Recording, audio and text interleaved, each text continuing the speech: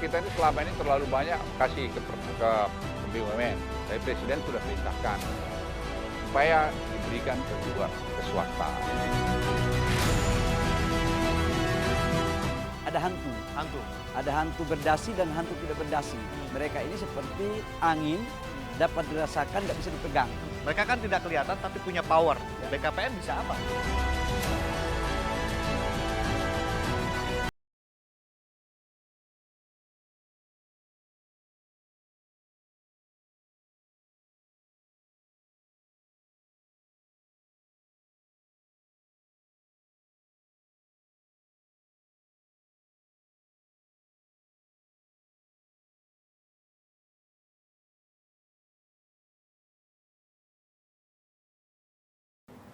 Krisis menghantam, sejumlah lapangan pekerjaan menghilang. Namun di sisi lain, seharusnya investasi gencar didatangkan untuk menciptakan lapangan pekerjaan. Namun faktanya di lapangan upaya menggenjot investasi ternyata menemukan sejumlah masalah kusut, lebih kusut daripada benang kusut. Bahkan, Kepala BKPM Bahlil Lahadalia mengatakan ada sejumlah masalah besar yang menghambat masuknya investasi ke Indonesia. Sejumlah masalah tersebut diantaranya.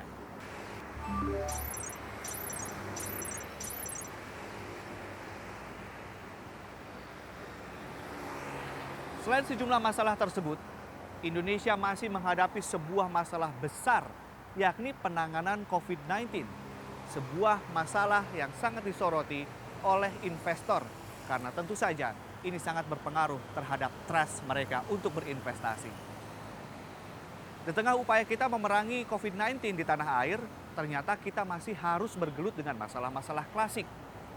Bahkan meminjam istilah dari Kepala BKPM, masalah-masalah klasik itu diantaranya adalah hantu-hantu investasi.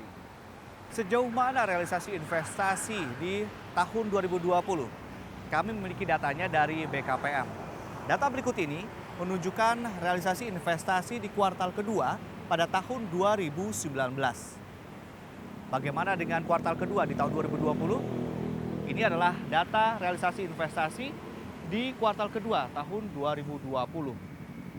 Dua data ini menunjukkan bahwa realisasi investasi di kuartal kedua 2020 mengalami tren penurunan dibandingkan dengan periode yang sebelumnya. Lalu kita bandingkan dengan data berikut ini. Data ini adalah data realisasi investasi pada periode Januari hingga Juni 2019. Bandingkan dengan data ini. Ini adalah data realisasi investasi pada periode Januari hingga Juni tahun 2020. Itu artinya realisasi investasi pada periode Januari hingga Juni 2020 trennya mengalami peningkatan dibandingkan dengan periode yang sama di tahun sebelumnya. Bagaimanakah upaya BKPM untuk menggenjot investasi dan juga menangani hantu-hantu investasi? Ikuti perbincangan kami bersama Kepala BKPM Bahlil Lahadalia. Adalah Bahlil Lahadalia, penggawa yang bertugas menggenjot investasi. Sebagai Kepala BKPM, ia mengaku ditugaskan oleh Presiden untuk segera menyelesaikan investasi mangkrak senilai 780 triliun rupiah yang menumpuk sejak 4 sampai 6 tahun silam. Hantu investasi adalah sorotan Bahlil. Ada hantu. Ada hantu berdasi dan hantu tidak berdasi. Mereka ini seperti angin, dapat dirasakan, nggak bisa dipegang. Namun dari 708 triliun tersebut sudah mampu terrealisasi kurang lebih sekitar 413 triliun. Itu sudah tereksekusi dan sekarang sebagian sudah mulai melakukan groundbreaking. Nah, harapan kita ke depan tinggal kurang lebih sekitar 289 triliun kurang lebih. Ini akan terselesaikan insya Allah paling lambat tahun depan. Ya, karena perintah Bapak Presiden salah satu KPI untuk kami adalah bagaimana menyelesaikan investasi 708 triliun. Yang mangkrak. Sebab apa? Kalau kita berbicara tentang promosi, kita promosi itu penting dan sangat penting sekali.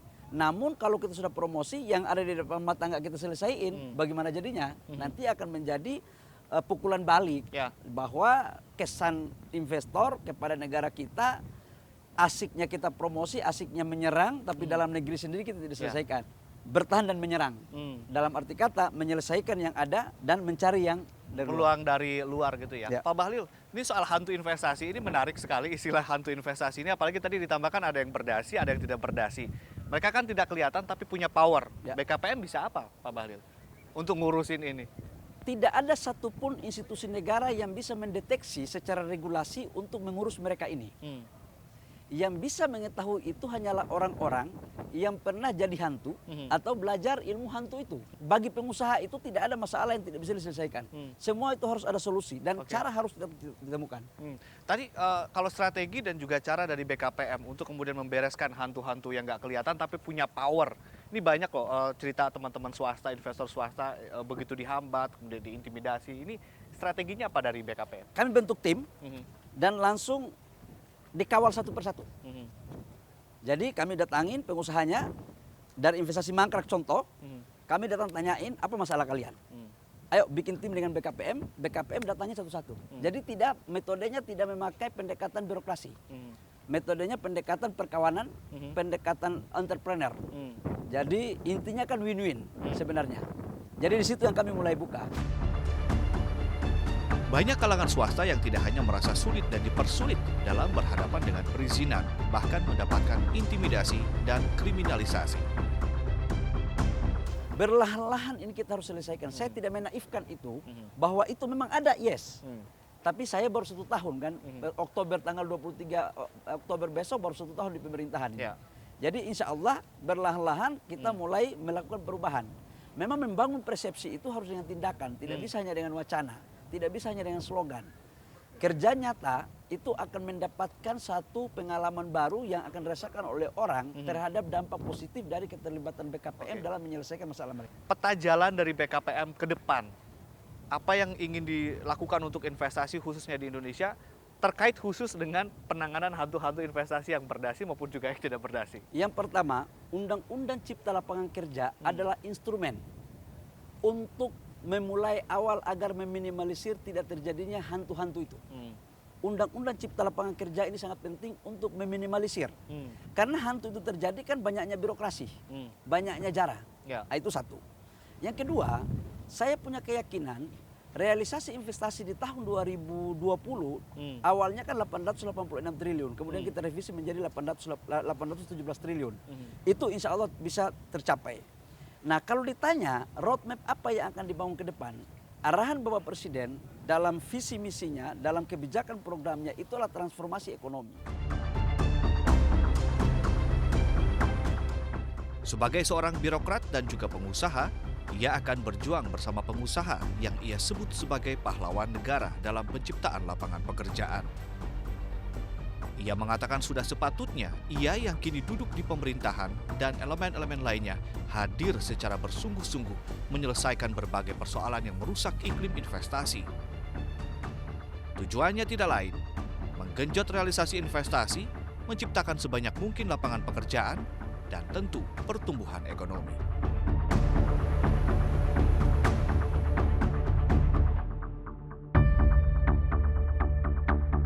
Testimoni Bapak dan juga teman-teman swasta, khususnya investasi di Indonesia apa, Pak?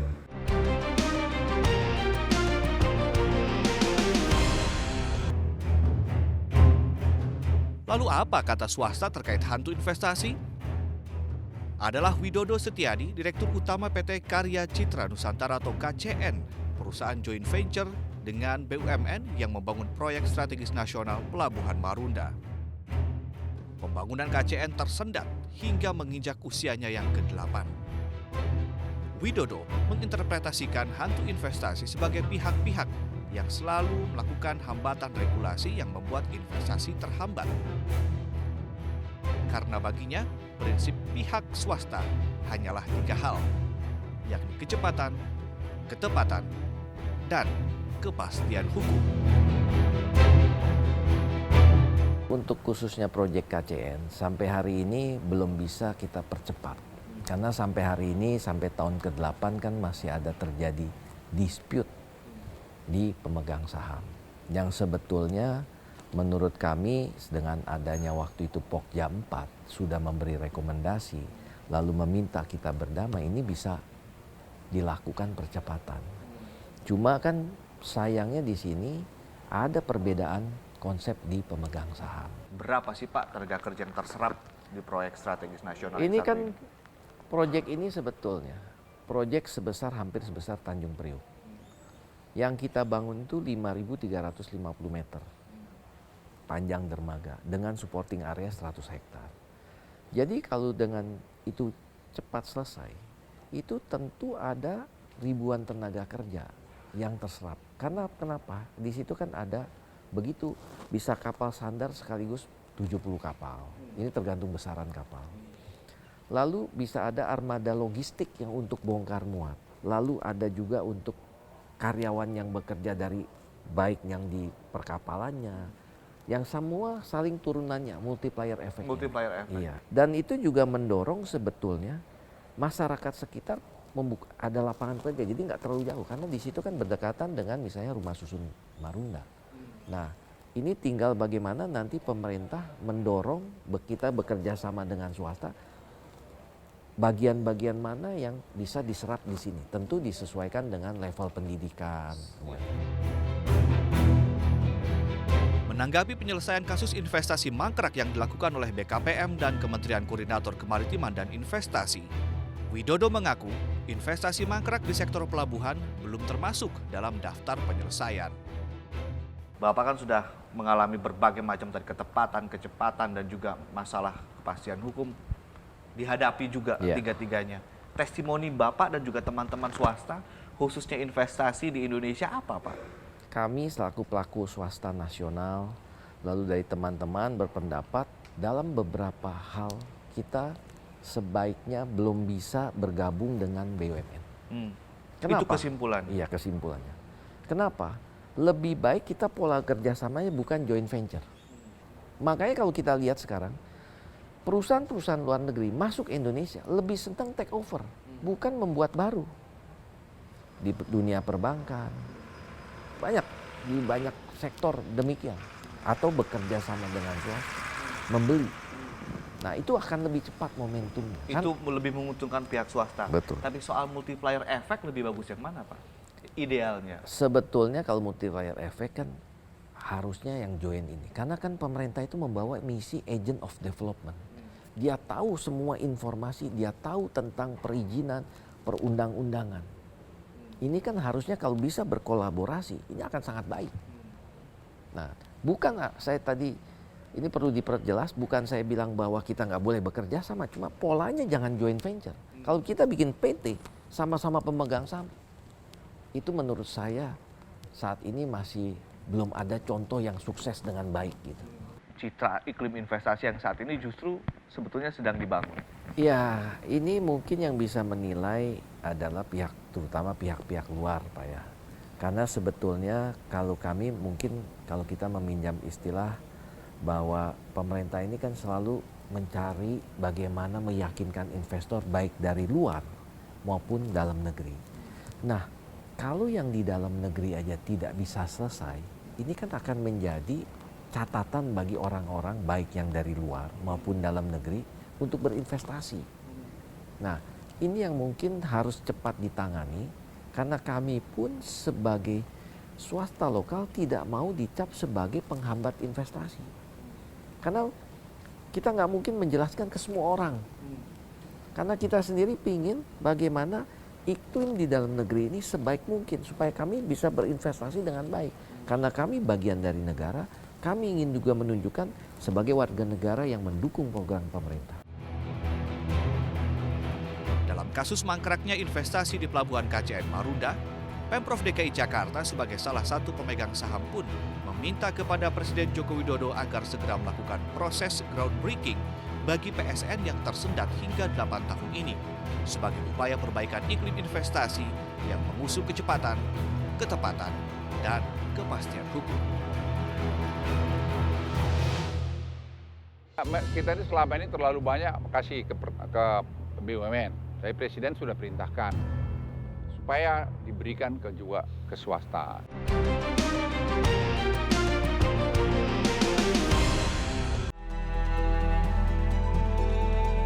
Catatan pihak investor swasta sangat mengapresiasi segala bentuk upaya dari pemerintah dalam membentuk satuan khusus dalam menggenjot realisasi investasi dan penciptaan lapangan pekerjaan. Namun, mereka berharap agar badan-badan apapun itu namanya harus memiliki kewenangan lebih, khususnya dalam penegakan hukum dan kewenangan investigasi kasus sengketa investasi B2B atau business to business. Saya menemui Menteri Koordinator Bidang Kemaritiman dan Investasi, Luhut Binsar Panjaitan. Pak, kalau tidak salah kan Pak Jokowi, Pak Presiden meminta Pak Luhut untuk agar realisasi investasi kita turunnya tidak lebih dari minus 5% Pak di kuartal ketiga. Ya satu sebenarnya menganukan kepada mereka, membangun confidence ya, membangun percaya diri bahwa kita betul melindungi investasi dia. Dan itu kita lakukan. Saya beri info kamu, ini ada dulu yang kita sebut Pok Jampat. Ya. Itu menyelesaikan hampir 900 triliun ya, dispute di dalam investasi ke Indonesia. Jadi uang yang diselamatkan. Jadi kalau orang bilang ada yang ini tinggi, ini 890 tepatnya triliun. Yang kedua, kita menyelesaikan Omnibus Law ini. Ya. Jadi kalau Omnibus Law ini selesai, itu banyak peraturan-peraturan kita harmonisasi. Sehingga buat investor itu sangat baik. Sehingga kita harapkan nanti ease doing of business Indonesia akan naik. Baik. Pak Luhut, kalau saya baca data dari BKPM kan target realisasi investasi kuartal 3 itu kalau skala range dari pesimis hingga optimis kan 205 sampai 213 triliun ya Pak ya. Itu kira-kira kontribusinya kalau misalnya memang tercapai, kontribusinya pada perekonomian berapa ya, cukup besar. Jadi kita berharap sekarang ini ya, kita ini mungkin bulan ini kita bisa lebih 100 triliun kita disburse ke bawah. Tadi kemarin hari Minggu lalu 96 triliun dari Pak Budi Sadikin saya lihat angkanya. Nah sekarang ini ada beberapa program yang kira-kira bisa kontribusi 15 triliun yang saya tahu. Misalnya cashback itu. Terus kemudian di UMKM ya. Kemudian juga pariwisata dan seterusnya. Nah kalau ini jalan itu nanti bisa ya pasti lebih 100 triliun sampai akhir September. Anda sempat mengatakan bahwa di 2019 kan ada 177 kasus investasi yang berhasil diselesaikan dan berhasil mengamankan 880 triliun rupiah. 890 triliun. 890 triliun. Ini sampai saat ini update-nya seperti apa? Perusahaannya saat ini sudah banyak berjalan masuk atau mereka. Realisasinya seperti mereka apa? Happy. Rata-rata mereka bermasalah di apanya sih Pak? Ya kita tadi terlalu banyak aturan yang kita buat sendiri. Atau kau bermasalah dengan perusahaan itu, ya kita jadi jurinya. Atau ada mungkin yang meras-meras di sana sini, kita jurinya. Banyak Pak yang seperti ada. Banyak, bukan ada. Soal sinergi BUMN dan swasta yang ternyata perlu digencarkan lagi, Luhut mengatakan saat ini swasta harusnya mendapat porsi yang lebih dan diberi berbagai kemudahan. Kita ini selama ini terlalu banyak kasih ke BUMN. Saya Presiden sudah perintahkan supaya diberikan juga ke swasta, diberikan ke swasta. Dan ya sudah banyak swasta yang pegang.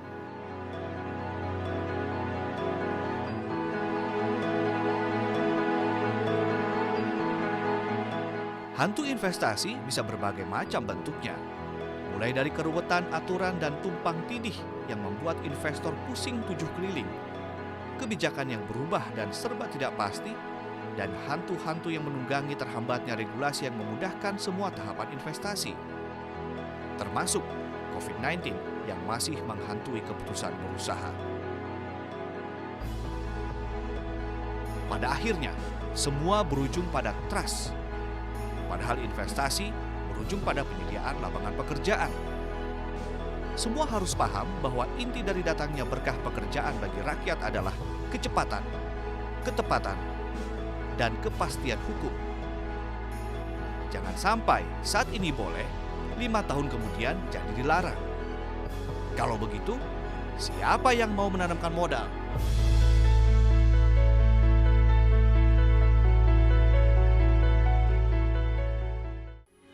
Metro TV, knowledge to elevate.